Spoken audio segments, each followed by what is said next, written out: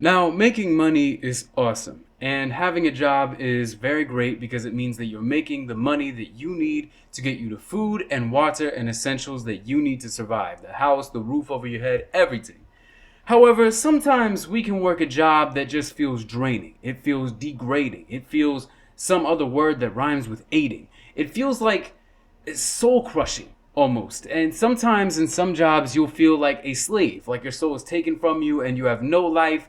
You have no reason to live. You are not even a person anymore. You are just a machine that is designed to work.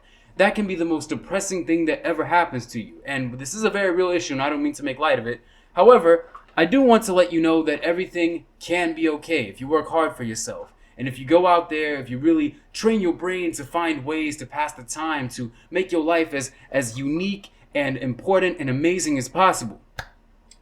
And there are a lot of people in this world who subscribe to this philosophy in many different ways. However, there are also some people who don't, and they make work their entire life. Which brings us to this article, which tells the story of Sarah Lindquist of Minnesota, who has said that she has dealt with many colleagues and co-workers, and she herself has experienced this idea of burnout, of making work your entire life. You don't have any life outside of work, and you are stuck doing the same thing every single day, which is just go to work, go home, sleep, rinse and repeat every single day. Now that is what I talk about when I say make yourself a machine and make work the only part of life that you have. It can be crazy and it can be draining. However, she has shared several tips for those of us who aren't experiencing this and who experience or meet other coworkers who are experiencing this.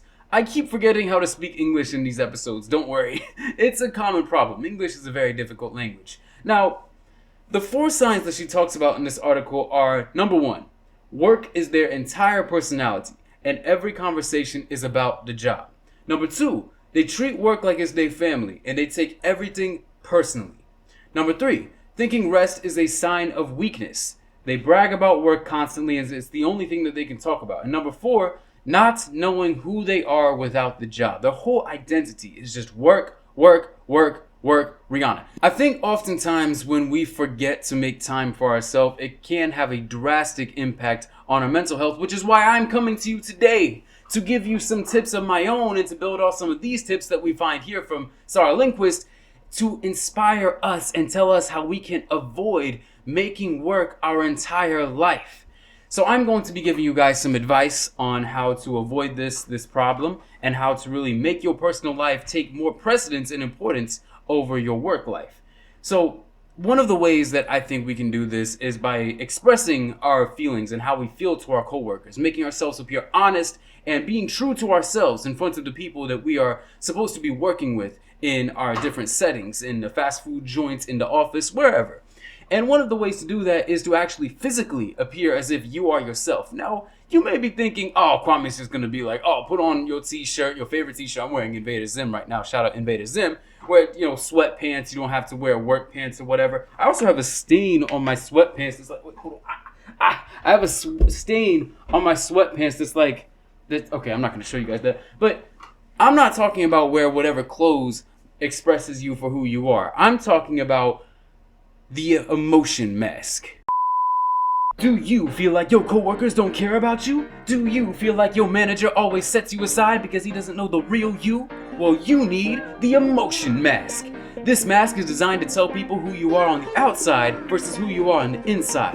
One side of the mask has all the facts about you that are not true and that people only see when they first meet you. But the other side of the mask has all the insecurities, all of the real emotions, the raw, personal traits that make you who you are. Your specialties, the things that you like, your interests. All of those things that make you, you. Wear this mask to work every single day, and your coworkers will never mistake you for another human being ever again. Not that they did in the first place, they just probably always looked at you as a robot because you would just come to work, talk about work, and just be an overall boring person. But now you don't have to be as boring, and now you will make 10 times the difference in their life because they know the real you. They may not like you, and there's nothing really I can say to you about that. I mean, they just probably just don't like you, and they might be bad people. I don't know. Why would you want to be friends with your coworkers? They're not good people to begin with. Are any of them even nice people outside of work? Are any of them even good people? One of them probably ran over that houseless guy who was living on the side of the street the other day. I don't think you want to be friends with that guy. That guy is probably a bigot. Yeah. Don't be friends with your coworkers. They none of them are good people. They all nasty. They all just nasty people. Don't be friends with any of them. They all raggedy. So that is one way that you can express to your coworkers how you actually are as a person. But then there's another way. This other way is multitasking. Now, in order to multitask, you know what multitasking is. It means doing multiple tasks at once. However, in the context of the work setting and making yourself appear more of a human being and not a work-consumed robot, it means more than that. It means showing up to work, doing the things that you normally like to do, but mixing it up with the work that you do anyway. So I'm going to be demonstrating to you what it looks like to multitask in the workplace.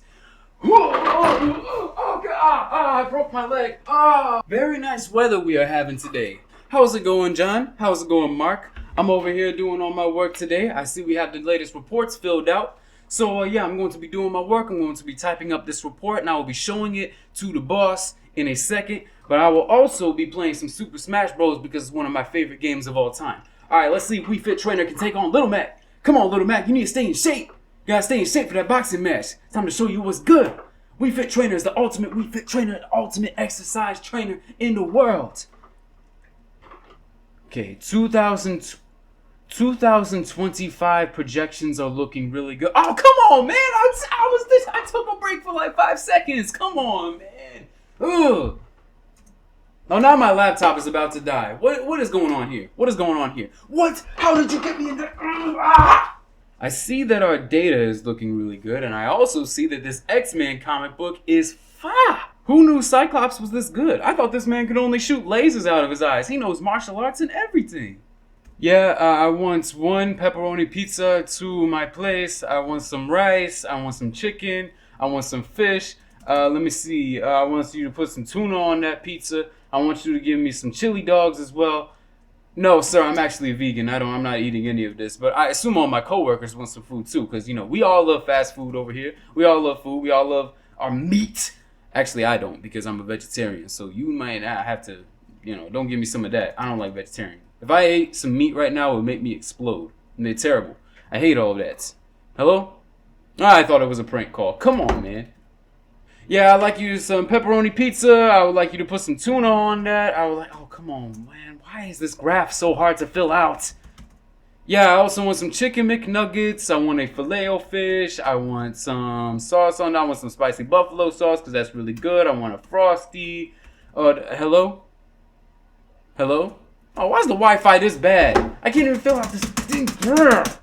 Multitasking is easily the best way to make friends with your fellow coworkers because they see you for the true person that you really are. All of the negatives, all of the positives, but mostly the negatives. And that's good, because when you start a friendship with somebody, we learned this in the last episode, you want to always present yourself as the most honest person, even if it means coming off as the most rude, obnoxious, and weird person that you could possibly be. That is the key trick to making as many friends as possible. And especially in the workplace too, because in a workplace, everybody's concerned with what? Work. And so when they see you, when they see all the horrible things that make you just a horrible, horrible monster of a person, they'll be like, wow, at least I'm not that bad. And then they'll take sympathy on you and become your friend.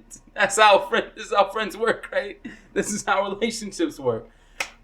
I hope you don't take anything I say on this show seriously, but if you do, probably should not be on the internet anymore. And go live on another planet or something, because you don't belong on planet Earth. Everybody over here does not listen to this stuff. Nobody listens to this, ever, at all. The third way that you can really just put yourself out there in the workplace is just by talking to people. Talk to people about things that they can relate to, things that they hear and they're like, all right, yeah, I see you. Because when you are the quietest person in the workplace, nobody really understands you. Nobody knows you. Nobody is able to relate to you because you're not putting yourself out there. And the key trip, and I explored this in the last episode, I talked about ways that you can put yourself out there, conversation starters, how you can introduce yourself to people, but that was mostly about personal situations. We need to talk about ways that you can introduce yourself to people in the workplace. And so I have some conversation starters here that are specifically geared toward the workplace itself. Number 1 is, it's nice to see a fellow corporate robot slave working in this horrible institution that we call the workplace. How are you doing today? See, that's really empathizing with another person's pain. Once they see, oh, this person gets it, then they'll be your friend. They won't think that you're weird. They won't think that you're just a complete, total weirdo. They will want to be closer to you. They will want to hang out with you. Hopefully, they don't take it as a romantic relationship. This is not meant to inspire romance. If you come to me for that, you're coming to the wrong person. I'm just here to teach you how to make friends. And so, number 2, the second way that you can make friends with people and start conversations in the workplace is, will you accompany me on a Pokemon adventure? See, this is the thing. This is a trick that people don't understand. When you are in a workplace, people expect you to talk about the most mundane, everyday things possible. So when you go up to people and you talk to them about just random things, they'll be like, whoa, this guy is awesome. This person is unique. I want to hang out with them. And they'll be like, yeah, I do want to accompany you on a Pokemon adventure. They don't know what you're about to do. You could say that and then immediately pull out some kind of weapon. They could be like, they could say that and you could be like, all right, here, have this drug. And then you both take drugs and you go on a Pokemon adventure. There you go. No, don't do that. Don't do that. Don't do drugs, by the way. Yeah, but that's how that would probably go in my head. Anyway, the third way that you would start a conversation in the workplace is, I love playing with Legos. I see that you are a worker. A lot of Lego people build stuff. We build stuff with Legos. That's work. We're both at work. Legos work. It connects. So we connect us with Legos and work. And we both like Legos. And we both like work. Do you want to help me play with Legos? I got some Legos in the back. And then you pull out your bag of Legos. And then you give them some Legos. And then you all start playing with Legos. And you put Legos on the table. And then you just keep stacking Legos up high. And so you get more and more Legos. And then you got more Legos over here. Legos over there. Legos everywhere. Legos all over the place. You got Legos, on your head. Legos in your pants, Legos in your shirt, and you got Legos just crawling out the window. The boss man comes in and he sees all the Legos on all the tables and all the desks, and he's like, oh, there's Legos everywhere. And then they're like, yeah, you want to play Legos? And you all play with Legos. Lagos, Nigeria. So that is 3 ways on how to start a conversation at work, and you will be able to instantly make friends with everybody at work, because everybody loves Legos and everybody loves you for mentioning Legos and mentioning Pokemon and also whatever the first thing I ever said was. So take this advice, not with a grain of salt, do it, and you will become the most popular person on the face of the planet, or you will be fired, in which case I am not responsible for anything that you actually take seriously from this video. Thank you all so much for watching this episode. You can support the show by supporting all my socials down in the description below, and I will see you all in the next one. As always, stay motivated.